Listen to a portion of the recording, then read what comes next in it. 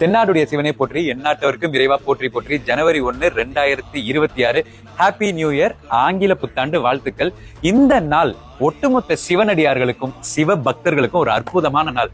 ஏன்னா இந்த ஜனவரி 1, 2026 என்னன்னு பாத்தீங்கன்னா மகா குரு பிரதோஷம். அதாவது வியாழக்கிழமை அன்னைக்கு பிரதோஷம் வந்தாலே ரொம்ப சிறப்பு. அதுலயும் மகா பிரதோஷம் மார்கழி மாசத்துல வர வளர்ப்பிறை பிரதோஷமா வர்றது ரொம்ப ரொம்ப சிறப்பு. எல்லாம் சேர்த்து ஜனவரி 1ஆம் தேதி, அதாவது ஒரு வருஷத்தை ஆரம்பிக்க போகும்போதே நம்ம சிவனை நல்லா வணங்கிட்டு பிரதோஷ நாள்ல ஆரம்பிக்கிறது ரொம்ப ரொம்ப சந்தோஷமான விஷயம். நிறைய பேர் என்னோட சிவன் சம்பந்தப்பட்ட வீடியோ எல்லாம் பார்த்துட்டு என்ன மாதிரி விரதம் இருப்பீங்க அப்படின்னு கேட்டிருந்தீங்க. Very simple. இப்ப இன்னைக்கு டிசம்பர் 31, இன்னைக்கு நைட் ஒரு 8, 9 மணிக்கு நல்லா சாப்பிட்டுறோமா, சாப்பிட்ட கையோட அதுக்கப்புறம் நம்ம சாலிடான விஷயங்கள் எதையும் எடுத்துக்கூடாது. மேக்சிமம் எந்த உணவுமே எடுத்துக்க கூடாது.